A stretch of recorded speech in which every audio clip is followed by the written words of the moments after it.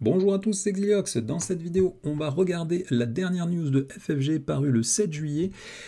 Et cette news, c'est l'apparition du quatrième héros du cycle 6, à savoir Phoenix. Donc Phoenix, il nous avait été révélé depuis très très longtemps, hein, depuis même la première news sur le cycle 6, la boîte Deluxe Mutant Genesis. Hein. Dès le début, on nous avait montré une photo en ombre chinoise qui montrait deux personnages qui étaient Cyclope et Phoenix. Bon, moi, Phoenix, je ne l'avais pas trouvé, mais en fait, c'était carrément marqué dans la news. Donc, aujourd'hui, on va nous dévoiler un petit peu plus les cartes. Je vous rappelle que lors du cycle 6, dès sa sortie en automne, il y a marqué à la fin de la news, eh bien, on nous donnera directement la boîte de luxe avec 2 héros et 5 méchants, et en même temps sortiront les packs héros de Cyclope et de Phoenix. Donc ça veut dire que certainement autour de la rentrée ou d'octobre, on aura 4 héros X-Men et 5 méchants liés à l'univers des X-Men.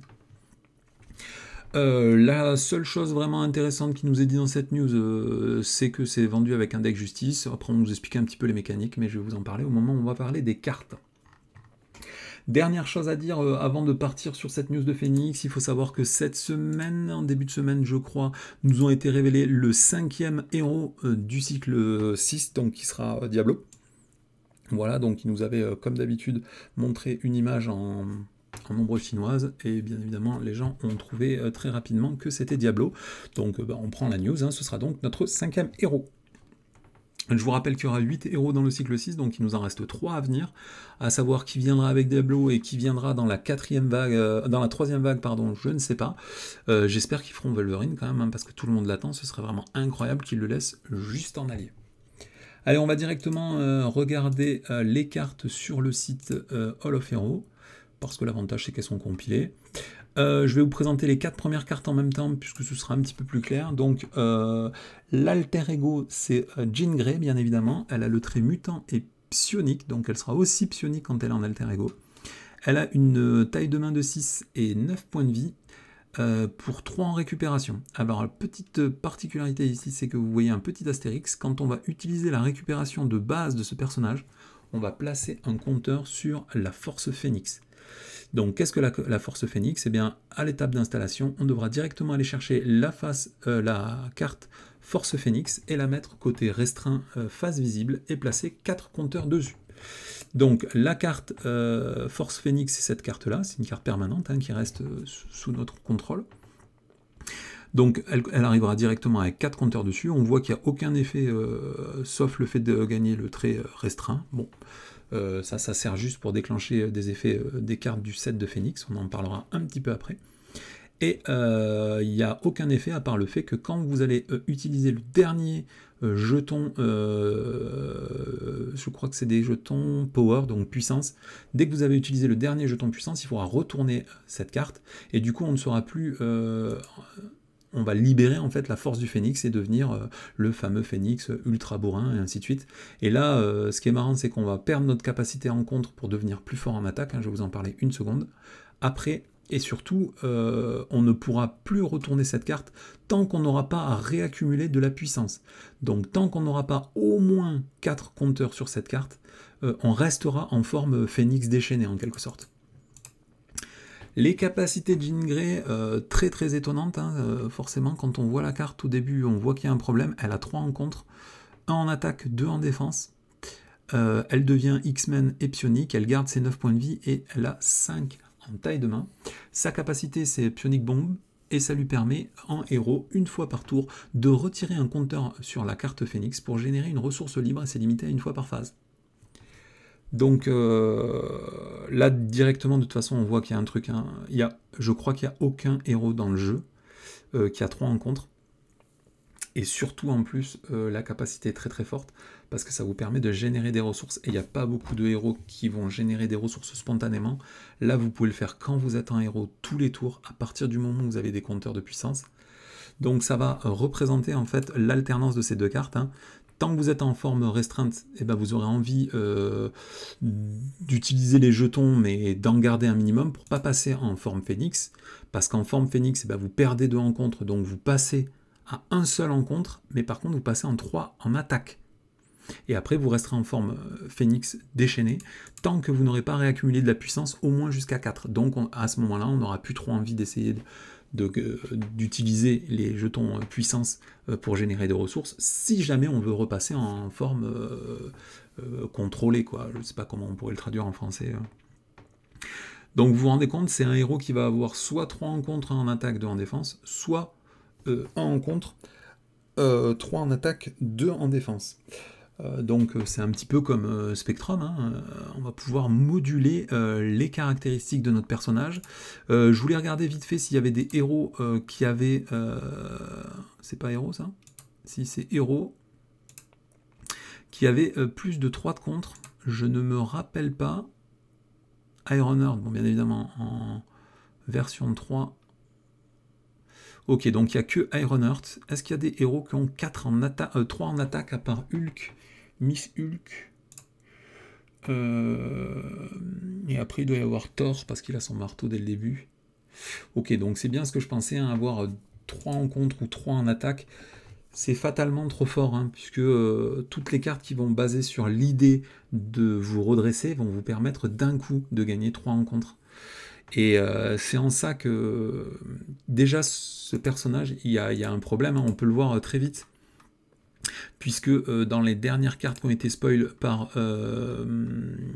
pour Cyclope, on voit qu'une des mécaniques des X-Men avec Utopia, c'est que quand vous jouez un X-Men, depuis votre main, non, c'est même pas, c'est quand il entre en jeu. Ah oui, mais entrer en jeu, il faut le jouer de sa main. Vous pouvez incliner cette carte pour redresser un X-Men.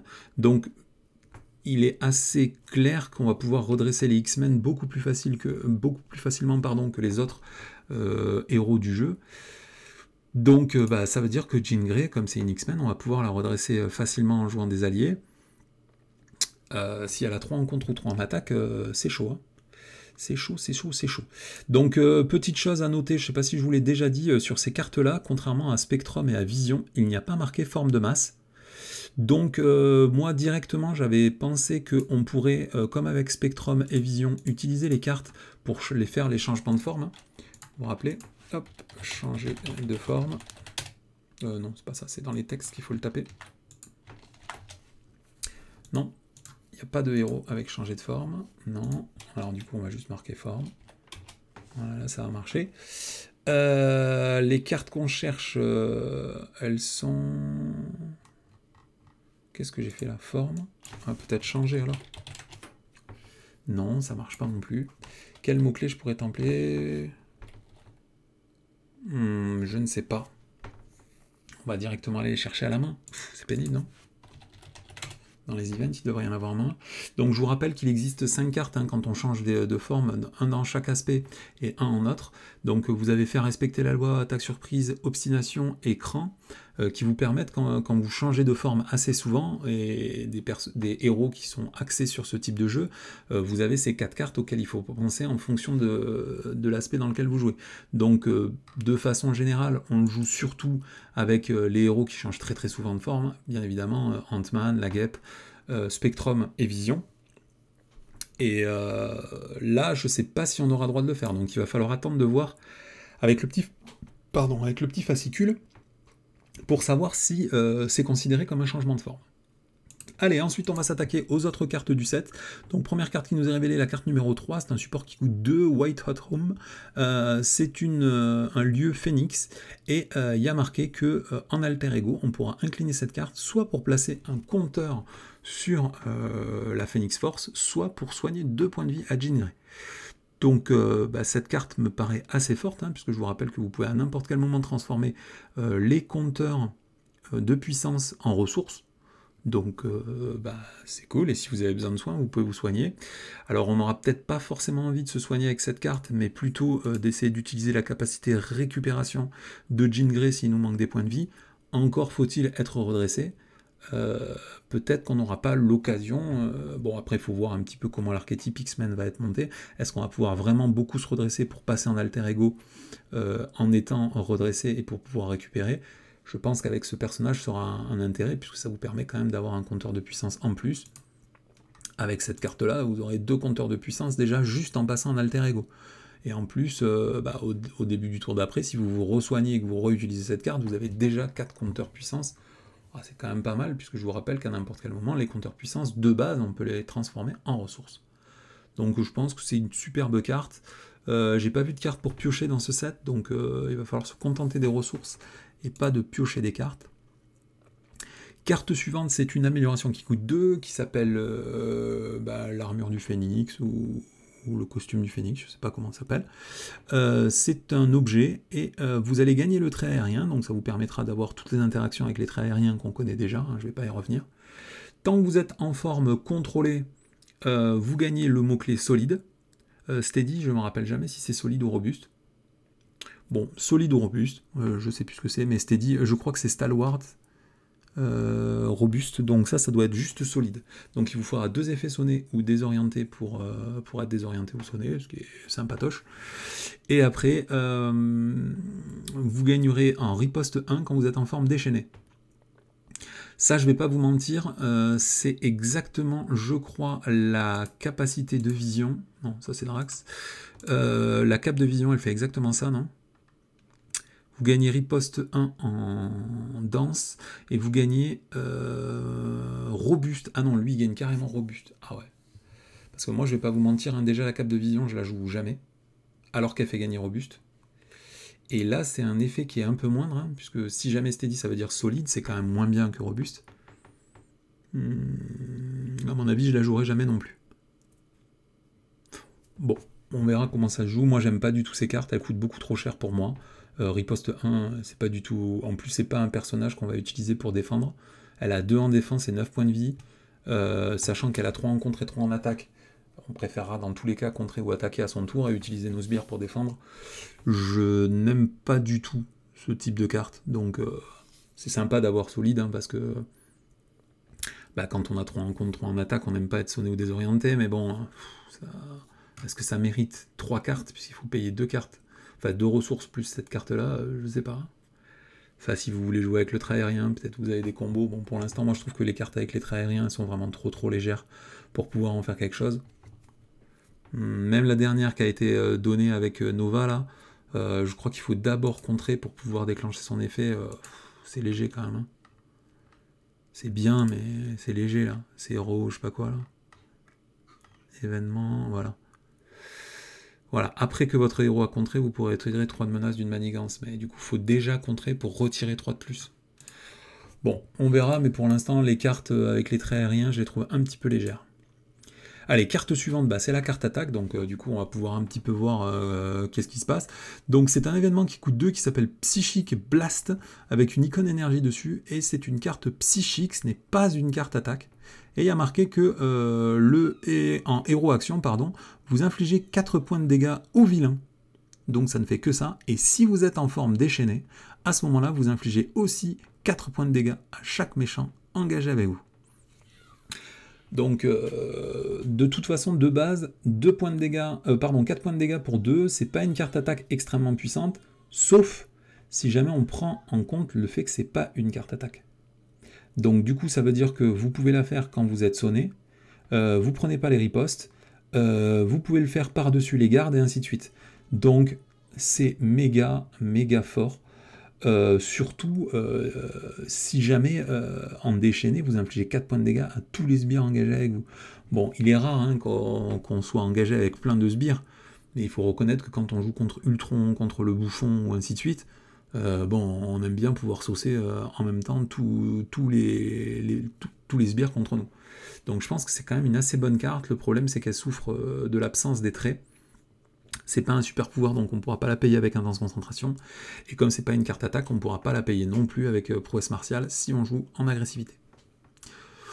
Faut voir en combien de fois elle sera présente et quelles autres cartes attaques nous seront proposées dans le set, mais dans l'absolu, c'est une carte qui peut être moyenne ou vraiment très bonne en fonction des situations de jeu. Là par contre cette carte là, accrochez-vous, hein, c'est trickerie, je sais pas ce que ça veut dire en français. Télépathique trickerie, donc c'est un événement qui coûte 2, cette fois il est contre, donc c'est un contre psionique. En héros, vous pourrez retirer 4 de menaces d'une manigance, et si jamais vous êtes en forme déchaînée, vous pouvez sonner et désorienter un ennemi. Donc Là, par contre, on est sur de la très très très grosse carte. Hein.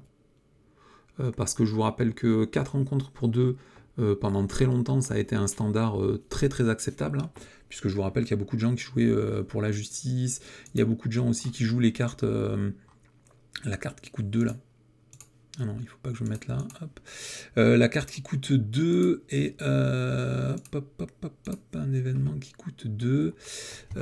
Donc la carte de base pour la justice, ça c'est un événement qui est quand même assez joué. Et même respecter la loi, ah non, respecter la loi, ça coûte quand même que 1. Quelle autre carte coûte 2 et nous fait contrer pour 4? Moi celle-là aussi, je la joue beaucoup, retenir l'ennemi. Hein. Des cartes qui contrent pour 2, c'est cher, mais souvent elles ont des effets... plutôt intéressant. Hein. Bon, moi, pour la justice, en toute franchise, je l'ai jamais joué, mais j'ai vu beaucoup de gens qui la jouent. Hein. Moi, je préfère contrer avec les dégager la zone, parce que ça permet de piocher des cartes. Hein. Je vais pas vous mentir, moi, j'aime piocher des cartes. Ça paraît une carte très très forte. Hein. Pour 2, dès que vous êtes en forme déchaînée, vous allez sonner et désorienter un ennemi. Donc ça peut être n'importe quel sbire, ça peut être le méchant. Ça, c'est une carte forte. Hein. Il faut toujours s'en référer à Spider-Woman. Hein. Spider-Woman, elle a dans son set une carte qui s'appelle Pheromone. Cette carte, elle est présente en 2 exemplaires et elle vous révolutionne complètement le gameplay. Hein. Parce que sonner, désorienter un ennemi quand vous jouez en solo, ça veut dire que vous êtes 2 tours tranquille. Si vous jouez pas en justice, vous avez la capacité dans votre set de désorienter, donc ça veut dire que vous pouvez passer en alter ego.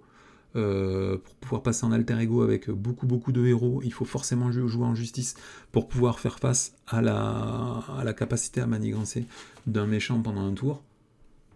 Avoir des cartes de base qui font des désorientés, c'est très très fort.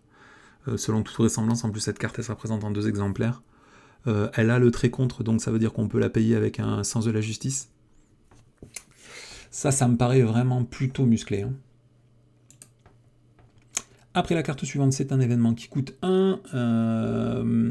C'est une action de héros. Vous pouvez retirer un compteur sur la carte Phoenix Force pour pouvoir redresser le Phoenix. Donc, bon, c'est pas trop mal. Et vous pouvez placer à la place 2 compteurs sur la Phoenix Force. Donc, cette carte, au début, j'étais un peu dubitatif. Et puis, le fait de pouvoir redresser pour 1, c'est toujours cool. Même si ça coûte un compteur puissance. Les compteurs puissance, à mon avis, ça va être difficile à gérer. Parce qu'il faudra vraiment être toujours à la limite pour se transformer en forme de phénix au moment où on souhaitera faire des attaques ou des trucs super puissants. Mais il ne faudra pas du tout rester en phénix toute la partie. On va en parler juste après à cause de son set Nemesis. Après, récupérer 2 compteurs, ça permet, avec une carte de 1 et une ressource, donc ça veut dire que ça va vous coûter 2 ressources de générer 2 compteurs puissance. Donc quelque part derrière, ils vont vous rembourser les 2 ressources, puisque je vous rappelle qu'avec la capacité du héros, vous pouvez déjà transformer les compteurs en ressources libres.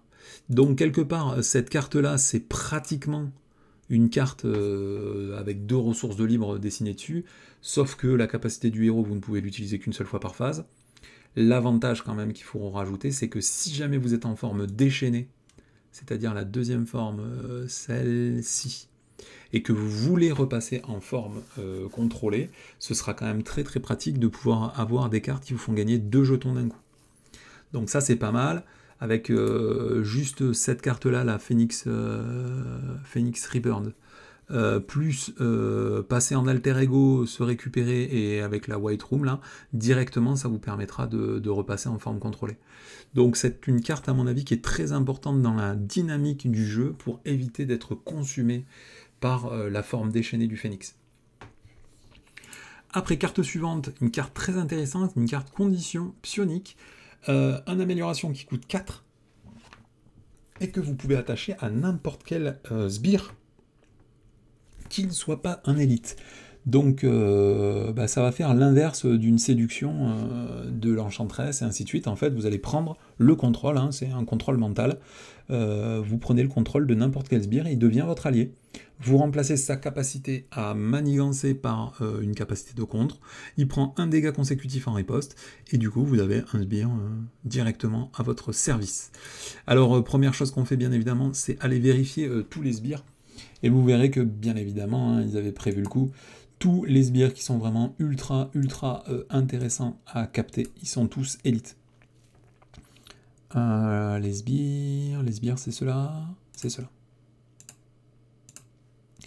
Donc, après, j'ai cherché à droite à gauche hein, les trucs qui seraient vraiment très intéressants. C'est souvent les sbires Némésis des différents personnages. Parce que par exemple, ceux qui ont beaucoup de points de vie, là par exemple, Tombstone, au début ils n'étaient pas élites, les très gros personnages, hein, donc tout cela c'est ceux du bouffon vert. Scorpion, Electro et Tombstone, beaucoup de points de vie, beaucoup d'attaques, tu vois, 3 en contre, 3 en attaque, donc, et ceux-là ils sont pas élites, donc vous pouvez les prendre. Par contre, dès le bouffon vert, les très gros, celui-là, 6 points de vie pour 3 d'attaque, il est élite, quoi, hein, lui aussi il est élite. J'avais vu 2-3 sbires Némésis, il ne faut pas oublier que le texte devient neutre, parce que de suite j'ai bien évidemment pensé aux sbires Némésis de, comment elle s'appelle, de Black Widow, qui peut avoir des quantités énormes d'attaque et de points de vie, mais le problème c'est que il a 0 en contre et 0 en attaque.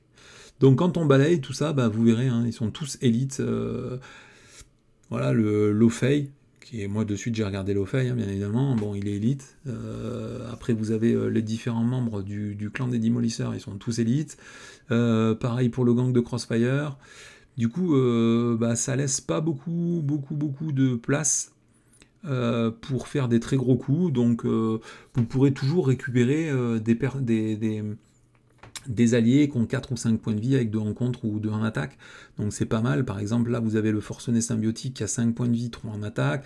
Bon, de façon occasionnelle vous pourrez avoir des très gros alliés, et de façon générale vous aurez des alliés à peu près moyens. Donc du coup, est-ce que ça vaut 4 de jouer un allié aux caractéristiques moyennes? Moi je pense que ça les vaut quand même, parce qu'il ne faut pas oublier qu'au passage vous détruisez quelque part un sbire.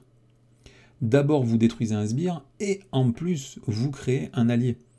Donc ça me paraît pas trop mal. 4 c'est vraiment très cher. Il faudra vraiment attendre pour voir s'il y a des cartes qui vont s'activer avec les capacités psioniques. Je sais pas s'il y en aura. Est-ce qu'il y aura des cartes qui vont réduire leur coût? Est-ce qu'il va y avoir des cartes qui vont vous permettre de les récupérer de votre défausse ou ainsi de suite? Ça, ce serait très intéressant. Mais pour l'instant, des héros psioniques, il n'y en a aucun. Je vous rappelle que pour l'instant, tous les Avengers et tout, ils avaient le trait mystique, mais pas psionique. Pour l'instant, des psioniques, il n'en existe pas. Ce sera certainement un trait attaché aux télépathes et aux télékinésistes, je ne sais pas comment on dit, X-Men, mais pas les autres. Après, cette carte, c'est celle que je préfère pratiquement du set. Hein. Ça s'appelle Bouclier télékinésique et c'est une amélioration qui coûte 2, une carte psionique. Vous pouvez l'attacher à un personnage allié et il y a marqué interruption forcée quand une attaque. Quand le personnage attaché devrait subir n'importe quelle quantité de points de dégâts d'une attaque, vous pouvez placer tous ces dommages sur cette carte-là, puis s'il y a au moins 5 points de dégâts dessus, vous devez défausser le télékinésique Shield. Alors cette carte, pourquoi c'est une de mes préférées? C'est parce que ça file 5 points de vie de plus pour 2, c'est génial. Vous pouvez la mettre sur n'importe quel personnage allié, donc ça veut dire que vous pouvez la mettre sur votre héros. Vous pouvez la mettre sur le héros des joueurs qui jouent avec vous autour de la table, donc c'est très fort. Et puis vous pouvez aussi la foutre à un allié, quoi. Donc si jamais vous avez des alliés qui sont vraiment méga costauds, vous leur attachez ça dessus, et du coup ils vont avoir des points de vie en plus. Alors n'oubliez pas par contre que c'est que pour les attaques ennemies, donc ça vous permet seulement de prendre les dégâts d'une attaque. Ce qui était très fort, c'est que 5 dommages, ça vous permet d'absorber au moins une attaque, ce qui est pas mal déjà. Pour 2, c'est comme gagner un état tenace, hein, quelque part. Mais si jamais vous avez la chance de subir que 4 points de dégâts, la carte elle est encore en jeu, et du coup vous pouvez prendre une deuxième attaque entière. Et à ce moment-là, par exemple, si vous prenez 12, 13 ou 14 points de dégâts, et bien comme il restera cette carte en jeu, vous mettrez les 14 points de dégâts sur cette carte, et après, vous la défausserez. Donc c'est génial, parce que cette carte, contrairement aux états robustes, elle vous permet, non c'est pas robuste, c'est les états tenaces, pardon, elle vous permet de pallier les effets perçants qui sont en train de pulluler progressivement sur les cartes boost dans le jeu. Cette carte-là, elle n'est pas défaussée sur un effet perçant, donc ça c'est vraiment une carte que je trouve vraiment bonne, quoi. Et puis j'aime beaucoup les alliés qui défendent aussi, faut le dire, hein. J'ai toujours aimé l'US Agent, j'ai toujours aimé... comment il s'appelle, Luke Cage. Par exemple, jouer cette carte sur un Luke Cage, ça lui permet de garder son état tenace tant qu'il ne subit pas plus de 5 points de dégâts. Donc ça lui permet de tanker 3, 4 ou 5 attaques. Ça me paraît pas mal. Hein. Et puis après, pour tanker contre des sbires, hein, un sbire très pénible mais qui attaque à 1 ou 2, ben vous pouvez le tanker 3 fois avec cette carte. Ça me paraît être une carte très très forte. Malheureusement, je suis pratiquement sûr qu'elle ne sera qu'un seul exemplaire. Donc, à savoir, toujours pareil, s'il y aura des trucs pour aller récupérer les effets psioniques, pour pouvoir les rejouer plus souvent, ou aller les chercher dans la pioche pour pouvoir les avoir plus vite, il faut voir. Ça se trouve, il n'y aura rien du tout. À ce moment-là, ce sera juste une carte en un exemplaire dans votre set. Et enfin, la dernière carte qui nous est révélée, c'est Rise from the Ashes. Ça veut dire se révéler ou se réveiller depuis les cendres, ou renaître de ses cendres. C'est une carte d'amélioration qui coûte 3, et il y a marqué que quand vous devriez être défait, donc c'est-à-dire perdre la partie parce que vous n'avez plus de points de vie, à la place vous allez retirer cette carte de la partie, redresser votre identité, récupérer tous les points de vie écrits sur votre identité, et retirer par contre tous les jetons puissance qui sont sur la Phoenix Force. Donc ça va vous passer en forme déchaînée. Donc c'est une carte de sécurité, hein. Ça veut dire que vous jouez cette carte, vous n'en avez pas besoin, et au moment où vous allez mourir, vous passez en forme Phoenix déchaînée avec tous vos points de vie et redressé. Donc pour les gens qui aiment bien les assurances, là vous avez une carte assurance vie. Voilà, moi je suis modéré sur cette carte parce que des cartes sécurité, malheureusement, on nous en a donné beaucoup trop tôt dans la partie, dans l'histoire du jeu, et surtout on a commencé par les meilleures cartes du jeu. Puisque je vous rappelle bien évidemment, la première carte sécurité du jeu qui est sortie, c'était avec Captain America, c'est son casque. Et malheureusement, quand on a beaucoup joué avec Captain America, on s'est habitué à cette carte assurance-là, et c'est trop difficile de passer à d'autres cartes après, quoi. Parce qu'avec cette carte assurance-là, qui ne coûtait que 1, elle n'était pas virée de la partie, du coup on pouvait s'en servir en permanence. En permanence, on pouvait la recycler, après on repassait en alter ego, on regagnait des points de vie, puis après on remourait en repiochant cette carte un peu plus tard dans la partie. C'était compliqué. Bon, les concepteurs s'en sont rendus compte, c'était beaucoup, pas assez cher. Du coup, ils ont essayé de refaire une deuxième capacité de sécurité avec Drax, et déjà là, c'était beaucoup plus modéré, hein. C'est trop têtu pour mourir. C'était une carte qui valait 2, et puis malheureusement, c'était rendu très difficile par le fait que Drax, on ne voulait pas passer en alter ego, c'était une carte qui coûtait 2, qui ne servait qu'une seule fois parce qu'elle était retirée de la partie. Donc ils ont pensé de suite au garde-fou, hein. Il faut que les cartes qui vous maintiennent en vie, elles dégagent après, quoi. Et puis après, c'était contrôlé par le fait que Drax n'avait que 4 cartes en main.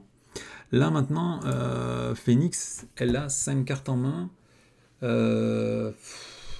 Moi je trouve que 3 c'est vraiment très cher pour une carte assurance. Est-ce qu'on préférera pas tout simplement jouer un allié ou une carte qui vous transforme en état tenace, qui serait beaucoup plus polyvalente? Bon, il faut pas oublier qu'au passage, quand même, vous redressez, vous regagnez tous vos points de vie. Donc c'est à tester, quoi. À tester. Parce qu'on peut aussi se laisser mourir volontairement dans un tour pour pouvoir récupérer tous ses points de vie et pas avoir à passer en alter ego. Donc quelque part, ce serait une carte qu'on utilise pour récupérer 9 points de vie pour 3. Je vous rappelle qu'il existe 2 cartes qui vous permettent de récupérer, qui coûtent beaucoup plus cher que ça. La première, c'est la carte récupération que je vous ai déjà montré, et la deuxième, c'est la carte protection, qui coûte 3 second souffle, et qui pour 3 ne vous fera gagner que 5 points de vie. Hein. Je sais pas où elle est la coquine, là. Second souffle, comme par hasard, c'était la seule carte vierge. Voilà, donc celle-là, il faut gagner que 5 points de vie, et elle coûte 3 aussi. Donc là, vous avez une carte qui ne vous servira que quand vous en avez besoin, qui vous redresse et tout. Sympa, à voir en jouant. Je la classe vraiment dans le même type que cette carte-là. C'est des cartes, à mon avis, je vais les jouer une fois ou deux, puis en voyant que c'est pas mon style de jeu. Moi, je joue énormément sur le contrôle, hein, je joue très très rarement sur la brèche. Du coup, je me laisse pas tomber à suffisamment peu de points de vie pour avoir des nécessités d'utiliser des cartes de sécurité comme ça. Moi, je préfère les cartes qu'on joue, qui sont en jeu et qu'on aime bien déclencher quand on veut, comme les boucliers d'ombre de Scarlet Witch, ou là, le bouclier télékinésique de Phoenix.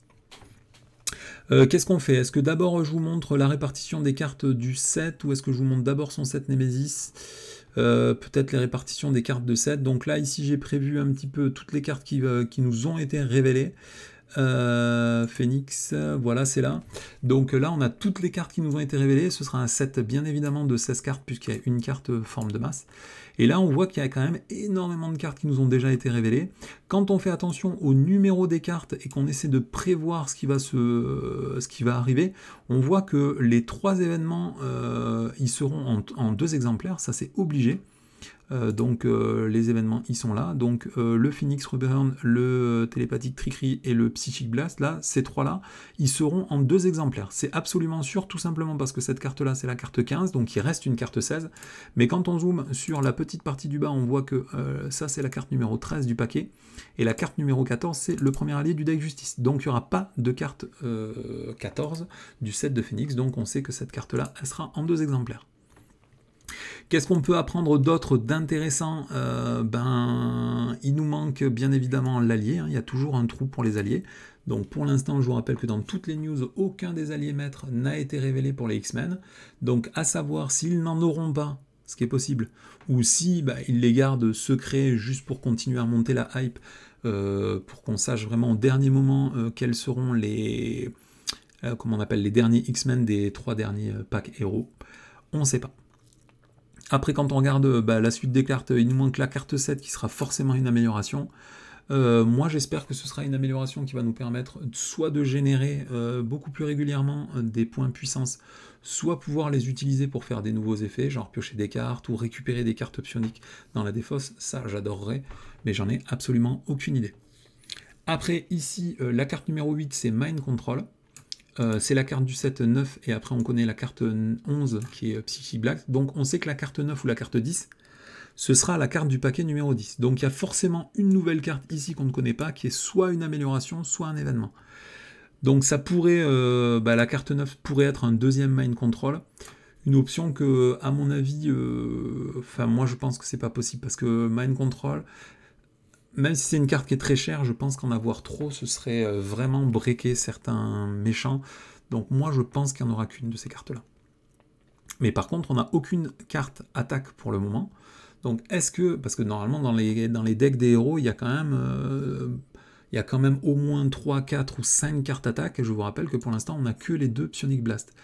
Donc moi, je serais plutôt partisan de dire que ce qui manque, les cartes 9 et 10, ce serait plutôt 2 événements attaque. Mais je n'en ai aucune idée. Après, de façon générale, on va en parler immédiatement à cause du set Nemesis. Hein. On voit que les cartes, elles sont quand même assez puissantes, elles sont assez polyvalentes, elles sont assez peu chères, et en plus, vous avez des ressources avec Jean Grey, donc vous allez pouvoir quand même jouer beaucoup de cartes qui sont plutôt fortes, en plus d'un héros qui a déjà des capacités assez fortes. Alors pourquoi? C'est à cause du set Nemesis. Tout simplement parce que la carte obligation, déjà, c'est une carte obligation très très particulière, parce qu'elle ne vous offre aucun choix. C'est soit vous êtes en forme déchaînée, et à ce moment-là, vous allez aller chercher, en dehors du jeu, dans la défausse ou dans la pioche, la carte Dark Phoenix, hein, qui est un sbire Nemesis de Phoenix, qui est vraiment ultra puissant. Et après, on peut retirer cette carte de la partie, on ne le prendra pas une deuxième fois. Soit vous êtes en forme contrôlée, à ce moment-là, vous allez juste retirer un compteur de puissance de votre forme de Phoenix et défausser cette carte, donc à ce moment-là, elle pourra revenir. Donc, du coup, c'est une carte particulière, parce que l'obligation ici va faire comme l'ombre du passé. L'ombre du passé va vous faire rentrer en jeu ce sbire Nemesis là, qui s'appelle Dark Phoenix. Vous pourrez immédiatement constater qu'elle a 12 points de vie. Donc, bon, c'est une entité cosmique, hein, donc c'est normal qu'elle soit très très forte. 12 points de vie, elle a 2 en contre, 2 en attaque. Elle est à la fois solide, tenace et vilain, je crois que c'est en français. Et du coup, ça veut dire qu'à chaque fois qu'elle va s'activer contre vous, en plus de sa manigance et de son attaque, il faudra rajouter une carte boost. Plutôt fort. Et il y a marqué, quand le Dark Phoenix manigance, vous devez placer la menace sur consumer le monde, si possible, plutôt que sur comment s'appelle, la manigance principale. Donc, et quand on la révèle, on va chercher dans le deck de rencontre, dans la pile de défausse rencontre ou dans la zone hors jeu, la manigance consumer le monde et on la révèle. Qu'est-ce que fait cette manigance annexe? C'est une manigance annexe qui est initialisée avec 6 de menaces dessus. C'est une carte permanente. Elle est permanente, donc ça veut dire que vous ne pourrez jamais la virer du jeu. Et il y a marqué que tant qu'il n'y a pas de menace sur cette carte, cette carte perd l'icône de boost qui est imprimée dessus. Par contre, si jamais à n'importe quel moment il y a 12 de menaces ou plus sur cette manigance, on a perdu la partie.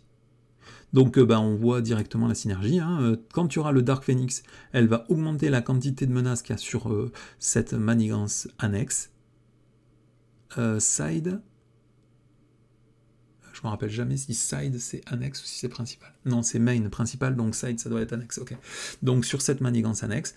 Et du coup, ça va booster à la fois ses caractéristiques, puisque comme elle a vilain, on va tirer une carte boost. Et comme on tire une carte boost, on rajoutera l'icône de boost par-dessus son effet. Donc cette carte, elle booste à la fois le Dark Phoenix et à la fois le boss. Donc comme si vous êtes habitué à regarder la chaîne, vous savez que j'ai une très très grande propension à prendre l'ombre du passé.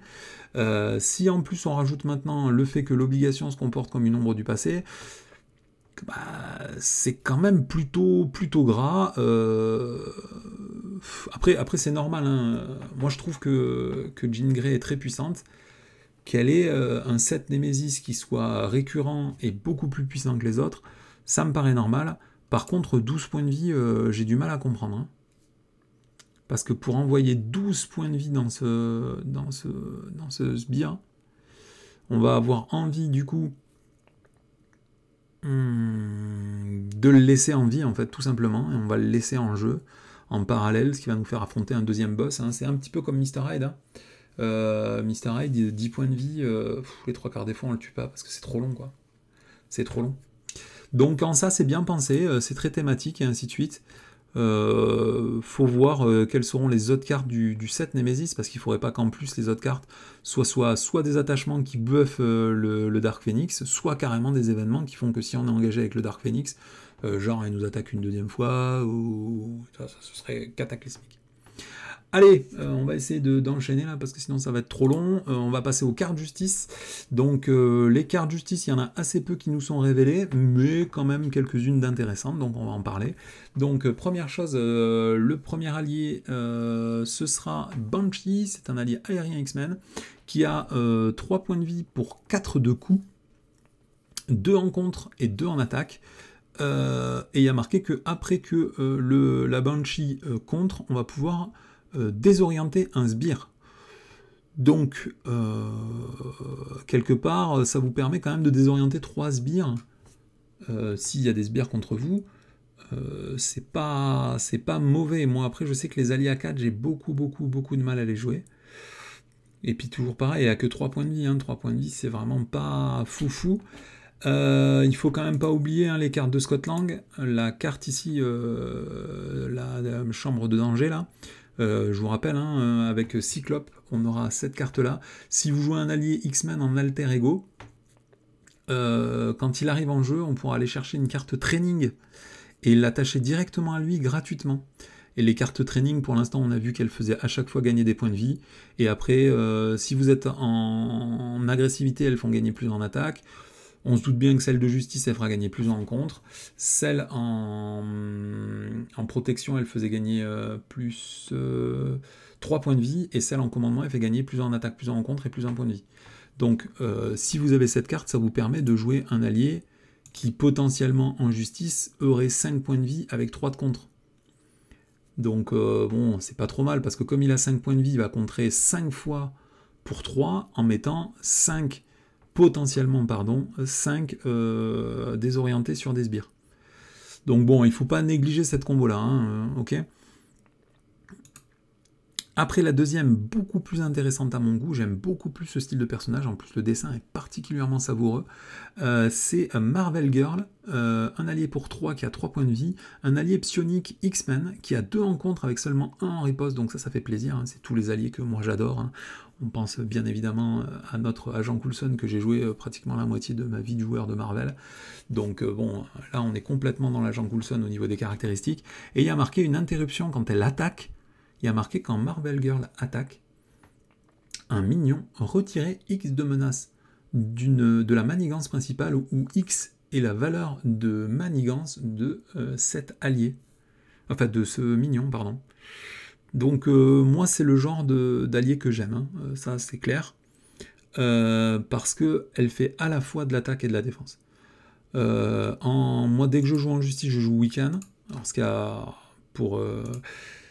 pour vertu d'énerver Mathieu, hein, parce qu'il trouve que c'est nul. Mais moi, j'adore jouer Wiccan, parce que Wiccan, il contre et il fait de l'attaque en même temps. Et ça, je trouve que c'est vraiment ultra savoureux.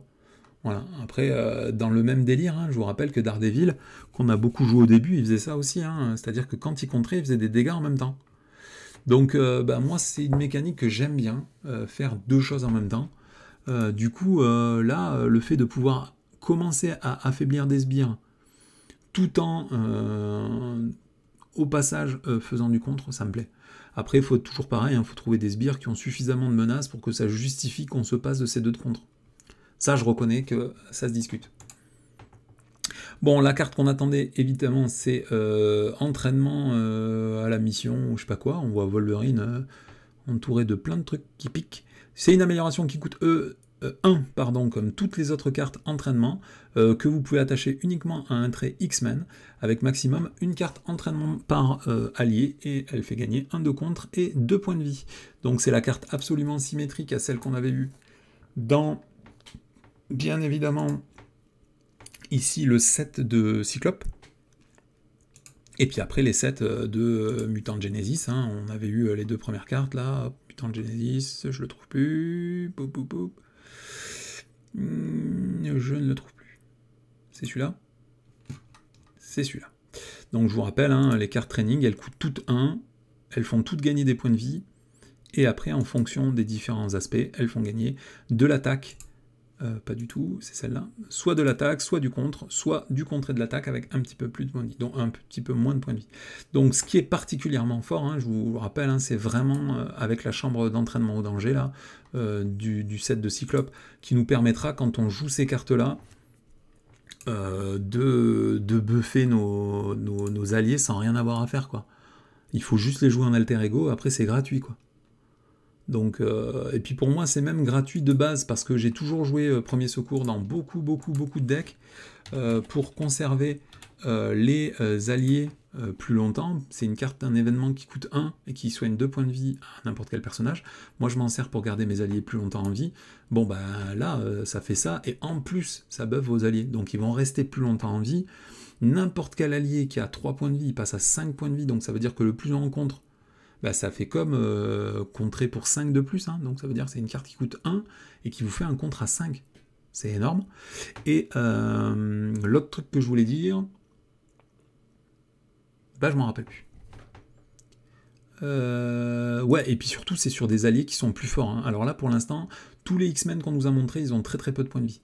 Mais quand on va avoir des X-Men plus puissants, qui vont avoir beaucoup plus de points de vie, moi je pense déjà à Logan, hein. Logan il a 4 points de vie, lui rajouter encore 2 points de vie de plus, ça en fait un mec qui a 6 points de vie, les cartes training, elles sont costauds.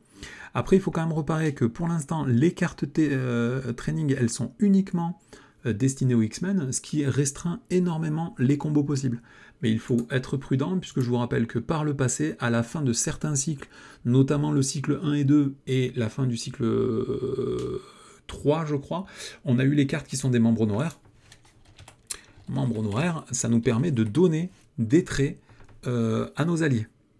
Donc, est-ce qu'il va y avoir une carte membre honoraire des X-Men qui va donner le trait X-Men à n'importe quel allié? Donc, par exemple, vous jouez par exemple Luke Cage dans un deck X-Men.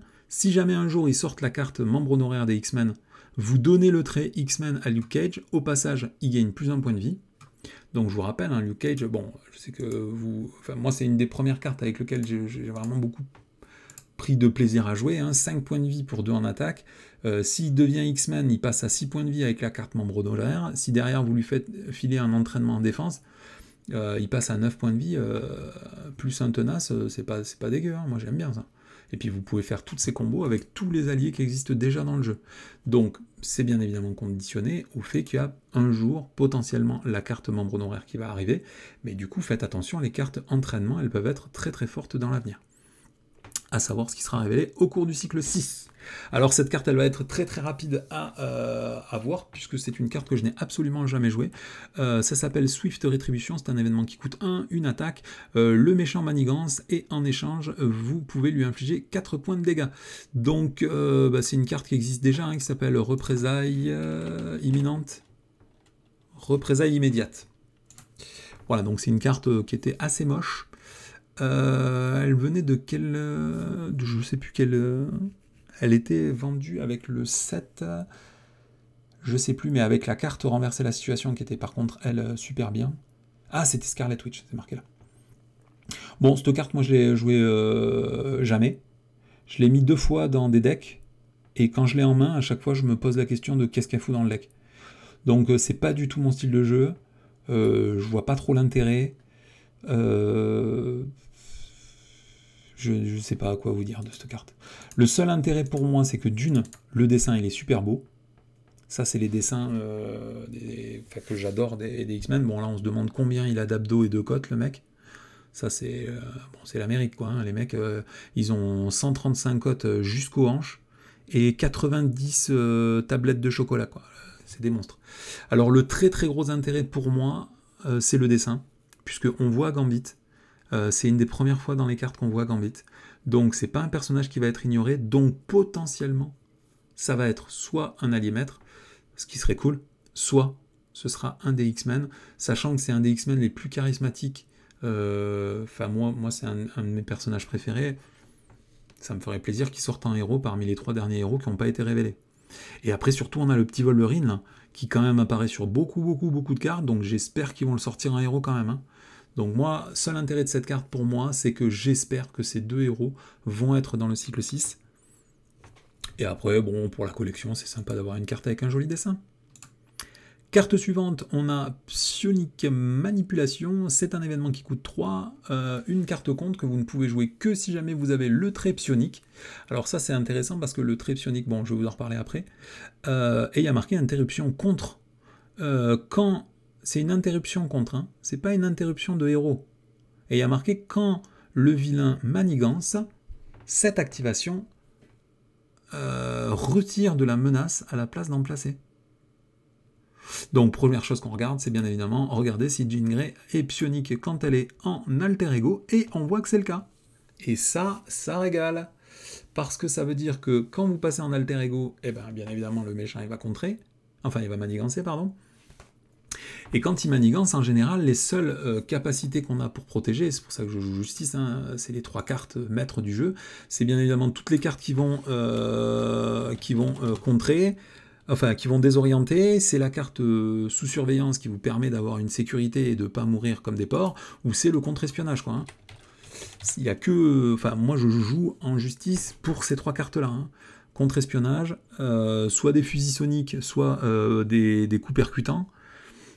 Parce qu'il faut désorienter en permanence le méchant. On ne peut pas, en solo, laisser le méchant ne serait-ce qu'une seule fois manigancer. C'est pas possible.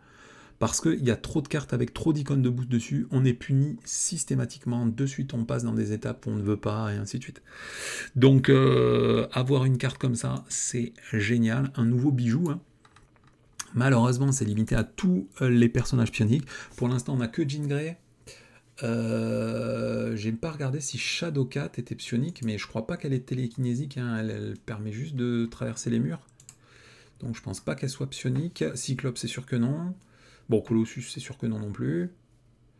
Il faudrait vite faire regarder si Shadowcat est psionique. Non, elle est mutant en alter ego et X-Men en héros. Donc, pour l'instant, il n'y a que Jean Grey qui peut s'en servir. J'ai l'impression que c'est le professeur Xavier qu'on voit dessus. Enfin, il n'y a pas de cheveux, donc peut-être c'est le professeur Xavier. Peut-être que professeur Xavier sera un des 8 héros qui nous sera proposé. Moi, j'aime beaucoup cette carte, c'est très cher. Mais bon, l'avantage de pouvoir le jouer en alter ego, ça me paraît génial. J'ai pas regardé si Sens de la Justice, c'était une ressource ou une ressource de héros. Sens de la Justice. C'est une ressource. Donc ça veut dire que vous pouvez jouer pour générer une ressource pour une carte contre, et c'est une carte contre. Donc on peut jouer avec le Sens de la Justice, donc c'est vraiment très sympa, très intéressant, parce que dans ce set préconstruit de Jean Grey, avec un Sens de la Justice, on peut à la fois payer les psioniques manipulations, qui sont des cartes contre déguisées, et les vraies cartes contre, qui sont des vrais bijoux. Donc vraiment très sympa. Et après cette carte-là, hein, c'est le pendant de la carte qui nous avait été révélée dans le set de comment il s'appelle, dans le set justement de... Ah, je me suis encore trompé, c'est cette carte-là. Donc c'est l'idée de pouvoir attaquer, vous inclinez en fait votre héros et autant d'alliés que vous contrôlez, pour pouvoir infliger autant de dégâts répartis comme vous le voulez entre tous les ennemis qui sont en jeu. Et bien là, on a exactement la même carte, vous pourrez incliner votre héros et autant d'alliés X-Men que vous voulez, pour retirer autant de menaces sur autant de manigances que vous voulez qui sont en jeu. Donc c'est très polyvalent, c'est très agréable. En mettre un exemplaire ou deux dans un deck, je pense pas que ça coûtera grand chose, et je pense que ça peut nous servir à sortir de beaucoup de situations, surtout que c'est une carte contre, donc c'est considéré comme un contre. Ce qui est chiant, c'est bien évidemment pour les désorienter, mais l'avantage c'est qu'on peut la payer avec un Sens de la Justice. Voilà, et puis la dernière c'est Cérébro, donc Cérébro c'est l'espèce de salle là où on se connecte pour détecter des mutants. Et bien c'est un lieu X-Men qu'on ne peut jouer uniquement si on a le trait X-Men, et en alter ego ça nous permettra en l'inclinant d'aller chercher dans les 5 premières cartes de notre deck pour y trouver un allié et l'ajouter à notre main. Donc c'est vraiment pas mal. Cherche Your Wall Deck à la place. Ah ouais, j'avais pas lu ça. Ouh, mes coquins. Si jamais on a le trait psionique, en fait, wall, je pense que ça veut dire dans tout le deck à la place.